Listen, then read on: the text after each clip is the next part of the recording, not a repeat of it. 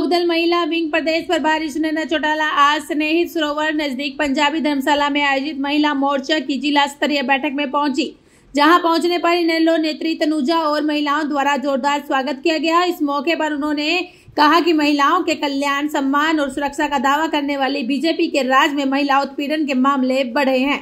उन्होंने कहा, बेटी बचाओ बेटी पढ़ाओ का नारा देने वाली बहन बेटियों का चीरहरण कर रही है।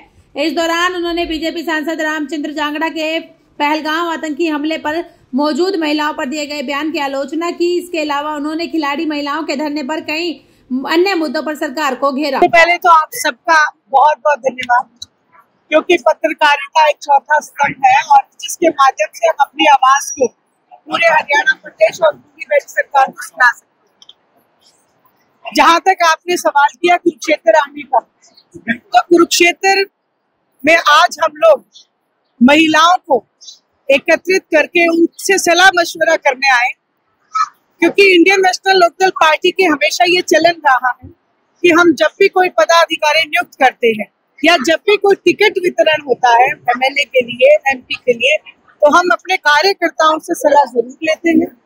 उसी सिलसिले में पहले हमने जिला वाइज महिला कैडर को सजग किया और अब हम हल्के के लिए महिलाओं के नाम लेने उनसे सलाह करने आए। वही साथ साथ महिलाओं की जो समस्याएं हैं उनको भी हमने सुना और उसके ऊपर भी हम जरूर पार्टी के शीर्ष नेतृत्व को जाके बताएंगे, ताकि उनकी समस्याओं का समाधान हम करा सके। या तो समाधान हो जाए, नहीं तो संघर्ष करना तो हमारा कर्तव्य है। लगभग 13 जिले हम जा चुके हैं, आज 14वां जिला है और कल हमारा, अब शाम को हमारा अम्बाला है, उसके बाद हमारे 14 जिले कंप्लीट हो जाएंगे।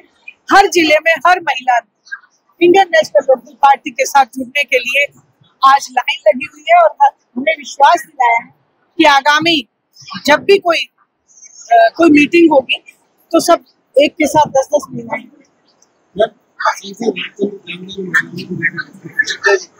बहुत ही असंवेदनशील इंसान है, मैं ये कहूंगी, और जिस पद पे वो बैठे हैं उस पद की गरिमा का उन्हें बिल्कुल भी ख्याल नहीं है, क्योंकि एक संवैधानिक पद के ऊपर बैठ के जो उन्होंने पहलगाम में जो मेरी बहनें जिनका सुहाग वो लुटा बैठी, उनके ऊपर उन्होंने कहा कि वीरांगनाओं जैसी उनमें कोई बात नहीं नजर आई।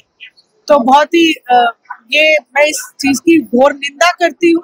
इंडियन नेशनल लोकदल पार्टी के महिला विंग जो इसकी घोर निंदा करता है और रामचंद्र जांगड़ा जी से मैं ये कहना चाहती हूँ आपके माध्यम से कि आप एक बार अपनी पत्नी से पूछे कि सुहाग क्या होता है, अपने बेटे की बहू से पूछे, अपनी बेटी से पूछे। और उनसे एक चीज और कहूंगी कि या तो वो अपने पद से इस्तीफा दे या फिर सार्वजनिक रूप से मेरी बहनों से जो वहां पे जो वीरांगनाएं हैं उनसे पैर पकड़ के माफी मांगे, नहीं तो इंडियन नेशनल लोकदल पार्टी की महिला विंग उनके घर पे जाके भी प्रदर्शन करेगी। भाजपा बेटी बचाओ बेटी पढ़ाओ का नारा देती है, लेकिन भाजपा नेताओं की बहुत सारी देखिए, मैंने अभी अपने वक्तव्य में भी यही कहा कि कहना कुछ और करना कुछ, ये भारतीय जनता पार्टी का एक पार्टी का चलन रहा है। और जो वीडियोस ऐसी हैं जिसको हम देख भी नहीं पाते, असामाजिक लोग जो है भारतीय जनता पार्टी में आज पहुंच चुके हैं। इन लोगों ने एक सिर्फ सत्ता हासिल करने के लिए झूठे वायदे किए, कहते थे किसान की आय को दोगुनी करेंगे, बेटी बचाओ बेटी पढ़ाओ के नाम पे इन्होंने हमारी महिला शक्ति के वोट बटोरे। लेकिन आज बेटियों को पढ़ाने के लिए कोई भी पूरे हरियाणा प्रदेश में कोई यूनिवर्सिटी या कॉलेज बेटियों के नाम इन्होंने नहीं खोली। वहीं ऊपर से खिलाड़ी बेटियां धरना देती रही। महिला कोच जो आपके ही पेवा के एक खेल मंत्री के खिलाफ निरंतर संघर्ष करती रही और उस समय के मुख्यमंत्री कहते रहे कि इस्तीफा नहीं होगा। भारतीय जनता पार्टी असामाजिक लोगों को संरक्षण देती है, महिला शक्ति को हमेशा महिलाओं की आत्मा पे आघात लगाने का काम करती है।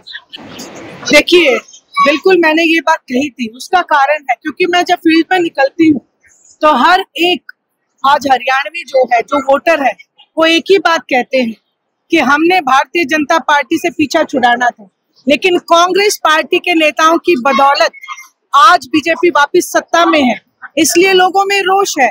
और वो मुझे ये बात भी कहते हैं कि एक बार फील्ड में आने दो, तब हम इस धोखे का बदला जरूर बताएंगे। इसलिए मैंने ये बात कही। और जहां तक अरोड़ा जी के ऊपर हाथ उठाने की बात है, तो मैंने अपने एक प्रेस नोट में ये भी बात डाली कि जहां मर्यादा का ध्यान रखना चाहिए, जो जिला पार्षद का सदस्य था उसको अपनी भाषा पे कंट्रोल, वहीं एमएलए को भी अपनी भाषा पे कंट्रोल रखना चाहिए। ये असंवैधानिक चीजें हैं। हाउस में ऐसी मारपीट शोभा नहीं।